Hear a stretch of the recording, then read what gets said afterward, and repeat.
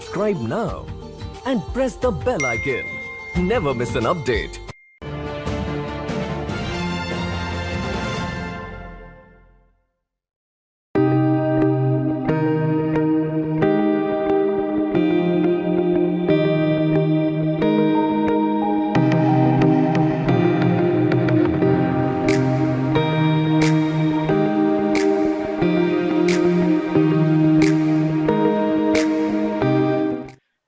Namaste, konnichiwa. Welcome to the Thenupurtewarishow.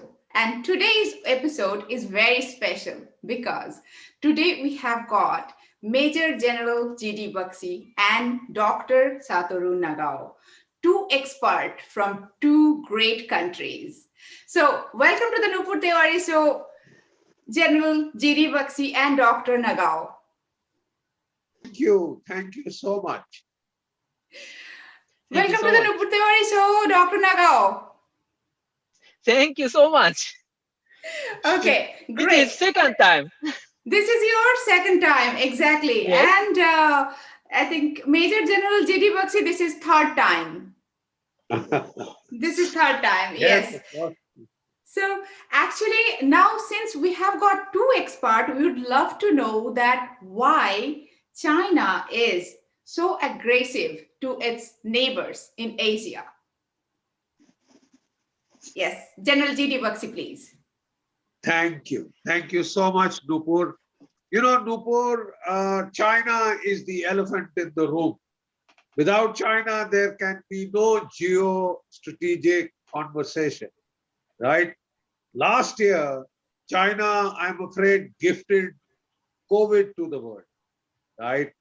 And whatever be the politics of it, the virus originated in Wuhan. It spread to the whole world from there. So therefore, it is a Chinese virus. And about 160 million people globally have been infected. And about 3.3 million people are dead. $2 trillion lost to the global economy. It is worse than the Great Depression. The entire sectors of the global economy have been wiped out.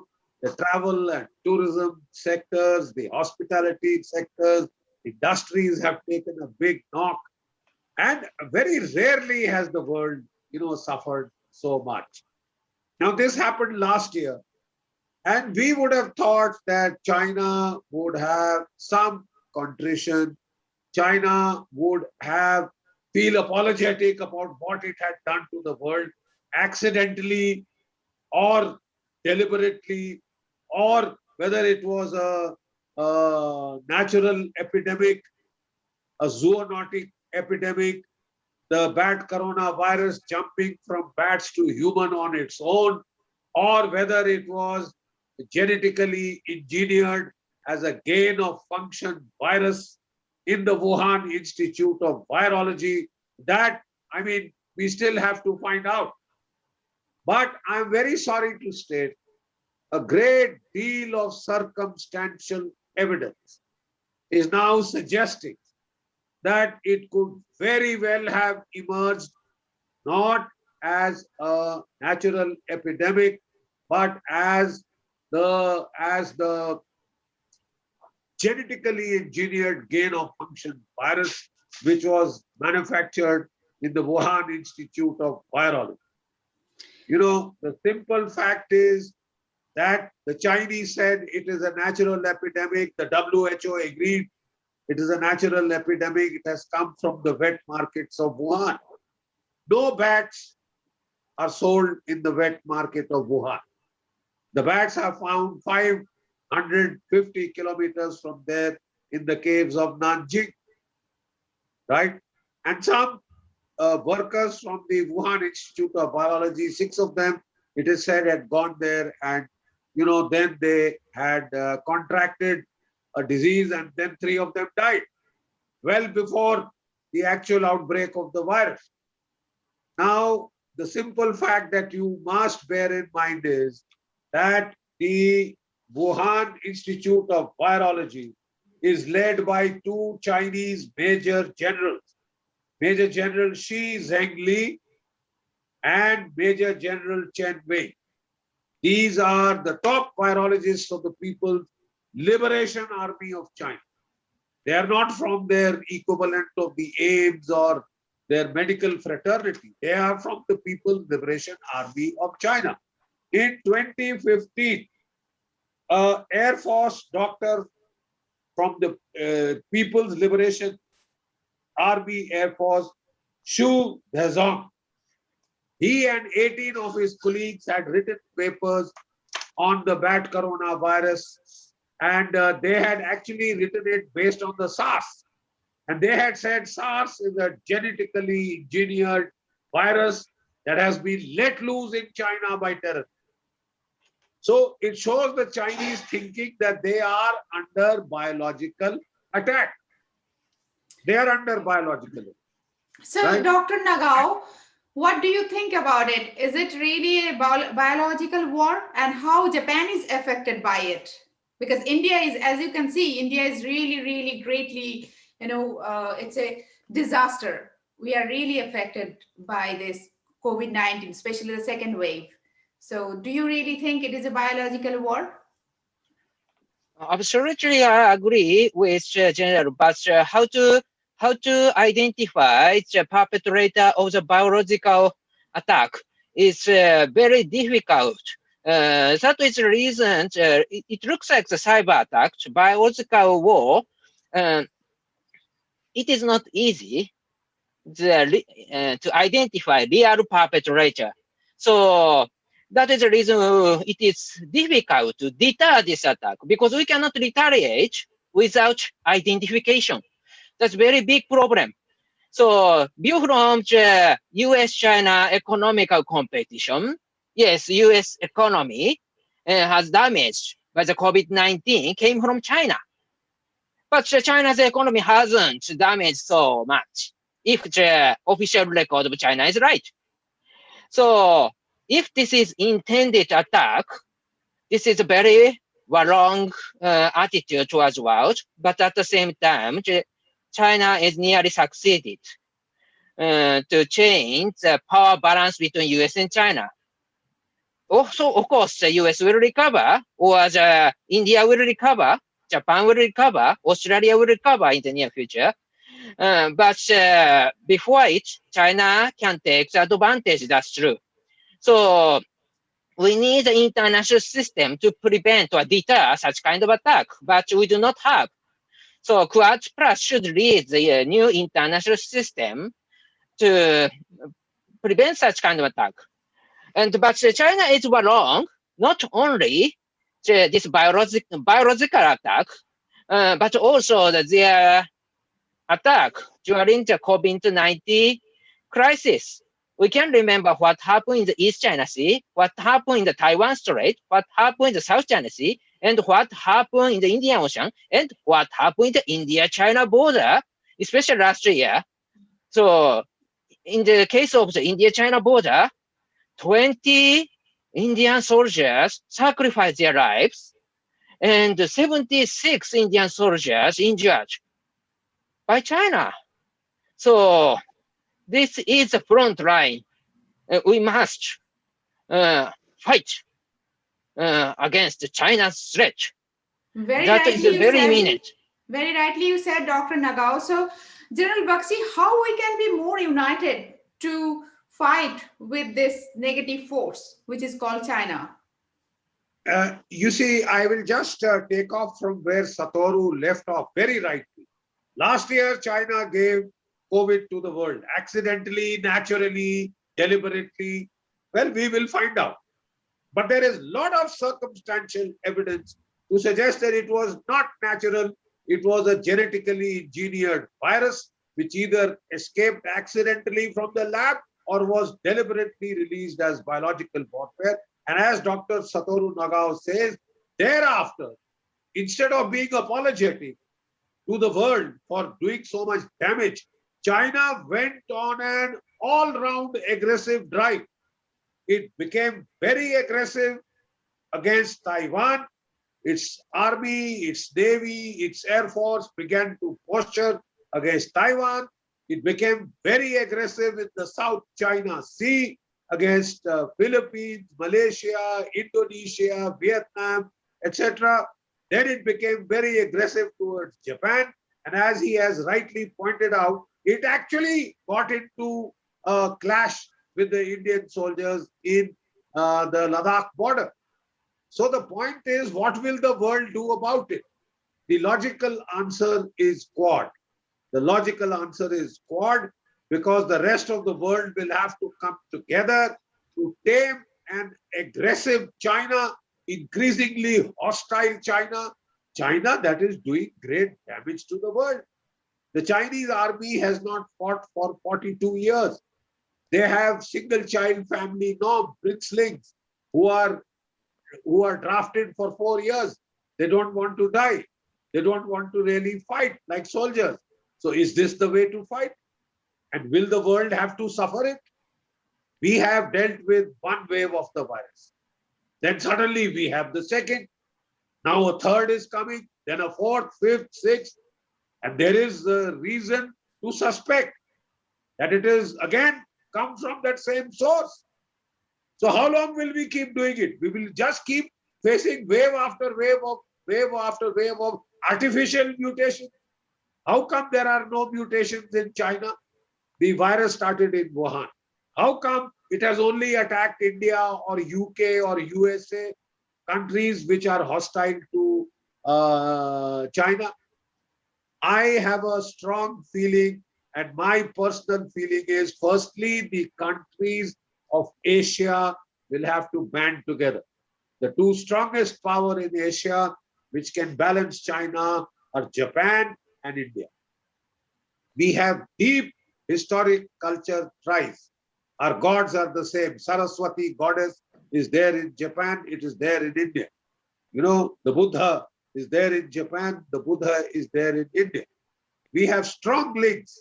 Zen came from India. Zazen, Chakchin from the Nalanda monastery. In the Second World War, Japan helped India become free by supporting Subhash Chandra Bose and the Azad Hind Fauj. So Indians are deeply grateful. I think the most logical alliance should be an Indian-Japan alliance, in which we can add Vietnam, Taiwan, possibly at a point in time, Korea, etc. Right? We have to have an Asian alliance, and at the global level, we already have the Quad. Now the Quad has to be, if China doesn't stop being aggressive, it doesn't stop exporting biological warfare, then the Quad will have to become an NATO kind of an alliance, a military economic alliance to counter an increasingly aggressive China. Okay, so here I have a question for Dr. Nagao, that all the other viruses are coming from the country, like Spanish virus came from Spain. That's why that is Spanish virus, right? 100 years ago. Why we are not calling it a Chinese virus? Reason is official name. There is official rules in the WHO. In the past, formal name is related with the original region. But after that, they modified the rule and changed it. So now we call this COVID-19 as an official name. That's true. But at the same time, a little strange is media. Because after the China criticized named Wuhan virus or China virus, they start to stop to use this name. Instead of this, when they face a new variant in the British, or new variant in India, new variant in the Brazil, they still call this is British variant or Indian variant or Brazilian variant, South African variant, something like that. So why they cannot use China virus or Wuhan virus? So this depends on the media's attitude. A little strange. That's true. Can I continue to speak? Yes. About General Bax's opinion about India-Japan relation? I absolutely agree with you, sir. And but in this case, I want to introduce the idea why Japan started to say Indo-Pacific or the Quad. This is very related topic of this issue, I think. The concept of the Indo-Pacific and the Quad. Japan was a pioneer, and Prime Minister Shinzo Abe was a pioneer. In his speech in the Indian Parliament, the titled "Confluence of Two Seas," which happened in 2007, indicates the concept of the Indo-Pacific and the Quad. So he said, by Japan and India coming together in this way, this broader area will evolve into the immense network spanning the entirety of the Pacific Ocean, incorporating the United States of America and Australia, open and transparent. This network will allow the people, goods, capital, and knowledge to flow freely. So, important aspect of this concept is why he needs this concept. The view from his speech, there are three reasons. Firstly, he needs a concept including both Pacific and Indian Ocean. Indo-Pacific is a concept instead of the Asia-Pacific, which did not include Indian Ocean region. Indian Ocean region is very important because of the economical development. Both Asia-Pacific and Indian Ocean region is influential region of the world politics. So, for example, UK think tank IISS, International Institute of the Strategic Study, published a book, The Military Balance. In the 2013 version pointed out that nominal Asian defense spending, excluding Australia and New Zealand, overtook that of NATO Europe in 2012. So, in the past, Europe was the center of the world politics. That time, when big war has happened in Europe, the influence spread to the world, and people call the war as a world war. But now, the Indo-Pacific region is increasing emerging as an influential region. Of course, Europe was also influential, but Indo-Pacific is also influential in the world politics. But therefore, we need new concept.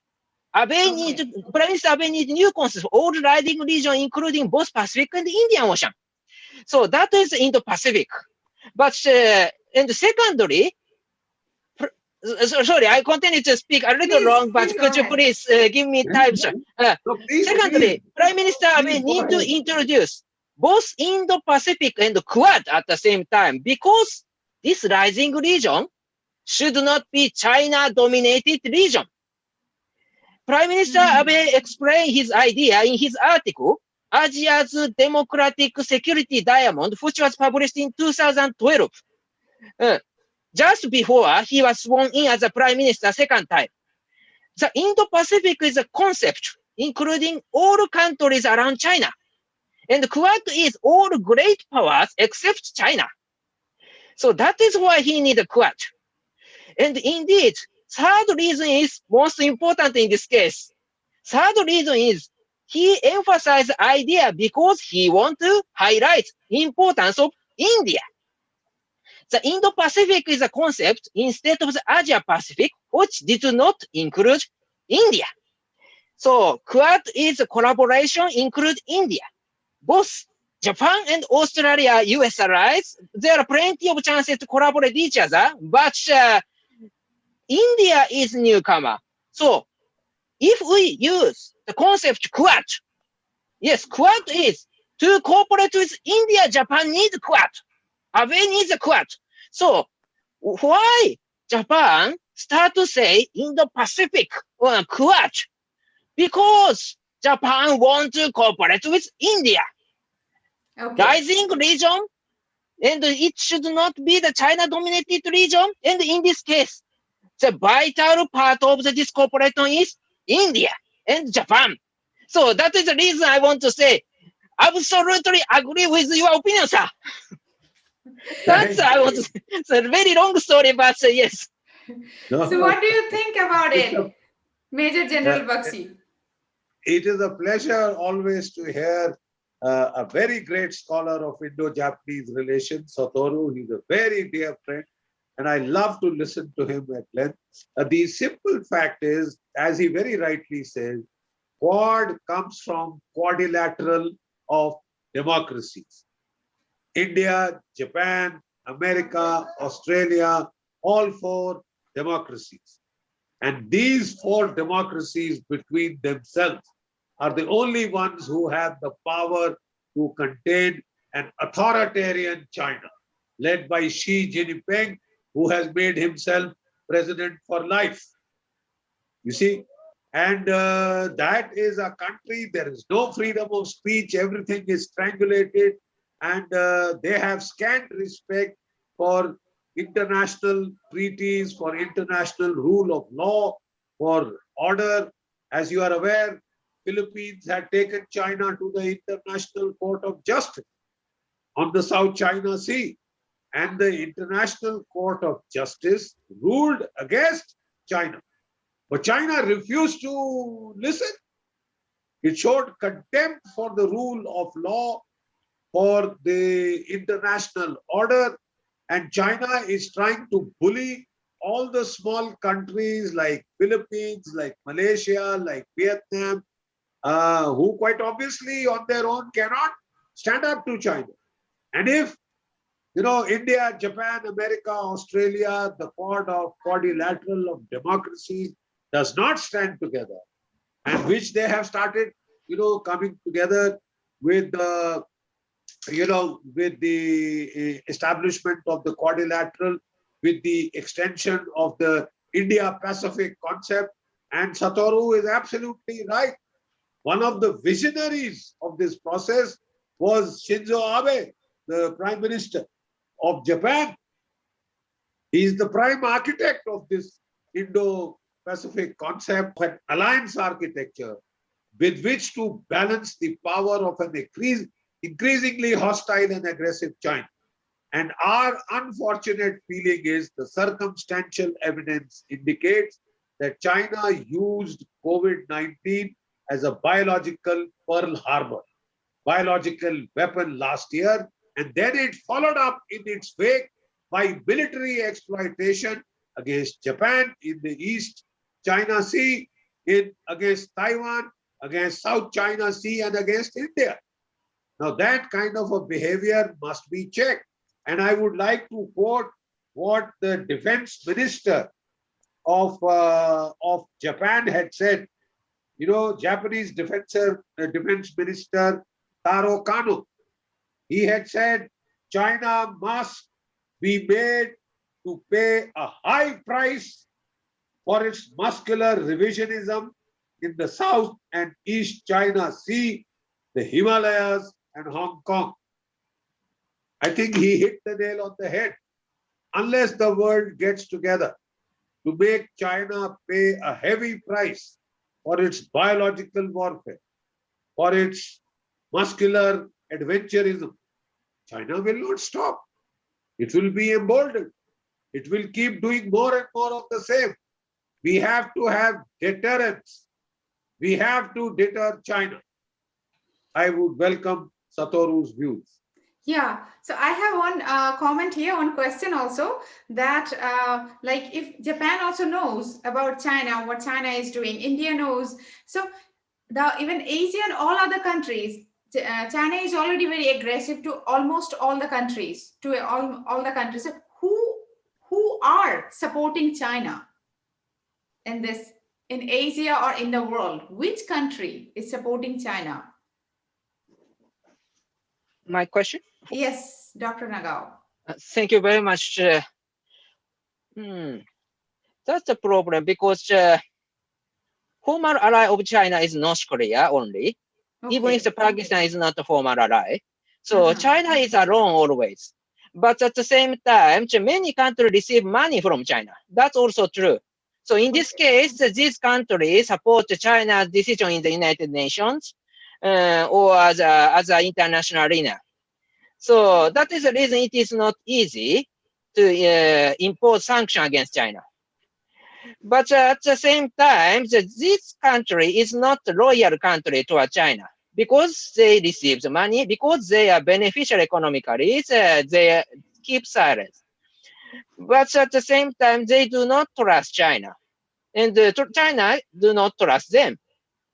So in this case, who supports China? This is a very a difficult question to answer. Maybe none support China, and China feels they are wrong, and but this attitude created by themselves. That's the answer, I think. Okay. So we said the Quad is coming. The rest of the world is there. They realize that what this is the biological weapon and the Quad. They're coming together. So what are the steps Quad is taking against China? Look, first of all, Quad has a strong military component. Our Mhm. navies, our armed forces exercise together. We have the Malabar exercise in which India and Japan and America were already participating on an annual basis. Now we have Australia will also participate.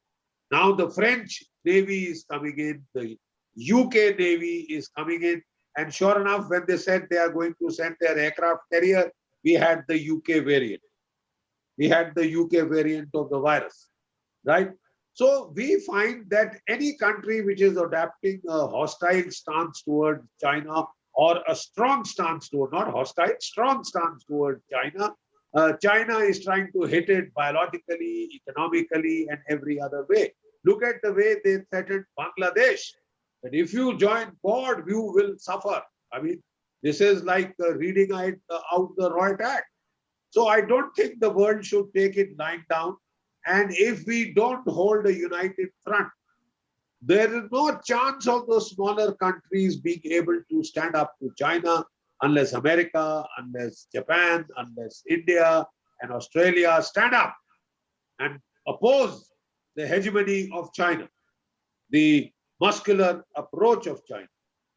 And, like the Japanese defense minister said very rightly, Taro Kanu very rightly said that unless China is made to pay a high price, it will not be deterred.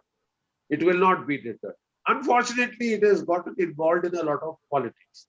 Donald Trump said this is the China virus. And because the elections were being fought, as long as the elections were being fought, they opposed. The Democrats opposed Donald Trump. They did not China, and they did not want him to take any action against China right then because they were more interested in winning the election. But now the Democrats are saying, the Senate is discussing, and we've all heard the exchange between the Senator Rand Paul and Fauci. You've all heard that the exchange in the Senate. And the Senate committee hearings are going on upon how has this arisen? The WHO sent a team to China. They quarantined that in the hotel for 15 days. And after they said they cleaned up their virus, the Wuhan Institute of Virology, when they let them go there, the WHO team, they were given no access to blood samples, drainage water samples, no access to documentation, papers, etc. And the online databases of the Wuhan Institute of Virology have been shut down. So True. China is poking a snook at the world. True. You can't even investigate. This we will have to change. The world will have to get together to force China to we get to the bottom of how this started. Otherwise, it will keep going on and on and on. You see, I will like to read out one para from that 2015 report of Xu Dezong, the Chinese Air Force scientist. He says, new found availability to freeze dry microorganisms. This has made it possible to store biological agents and aerosolize them, make them into aerosols for doing an attack on an enemy country. So that means in your pizza, in your frozen food, they could send this to India. And some of their agents could just aerosolize this, leave it in a restaurant, leave it in a laboratory, leave it anywhere. And if you have dense population centers like Mumbai, then it will spread, and that is where it is spreading. You deal with the first wave, you will get the second. You deal with the second, your third, fourth, fifth, sixth. So how long will we just keep taking it? We have to do something to stop China. That is my point. Great. Quad. Yes. So Yes. I absolutely agree with General Bax's, Dr. Bax's opinion about Quad. And at the same time, I want to talk about the potential of the Quad. Indeed, fate of the US-China competition, US will win, I believe, because in the history, they believe they have only 245 years history. But if that is true, the US spent only 169 years change from just a colony of British Empire to the only one superpower in the world. And during that process, they eliminate all of the rivals. So if China challenge the United States, and the US start to say China is serious competitor of them, in the future, US will destroy China, even if this is not war, even if this is not a military battle. There's a possibility the military battle has happened, but this competition mainly is economical competition. So, but even if this is not the battle looks like World War II, in the future, current China will disappear. In this case, who will decide the order of the world?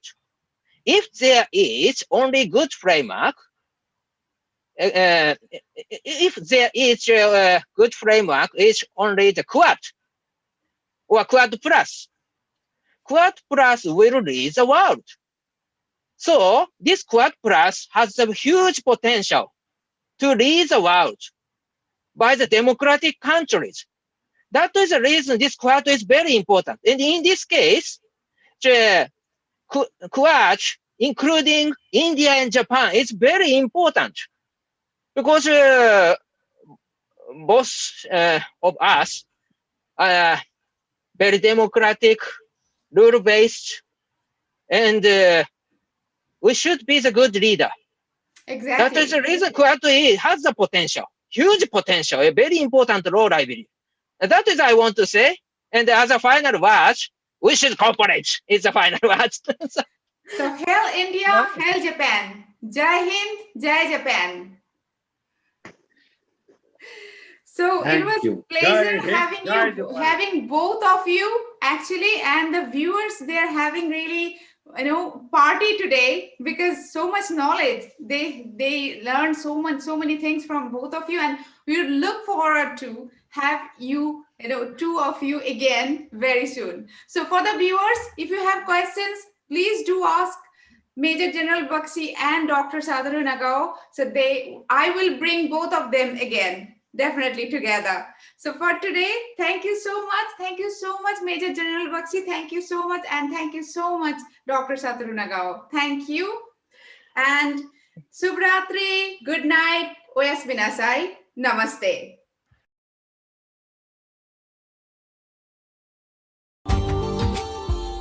Subscribe now and press the bell icon. Never miss an update.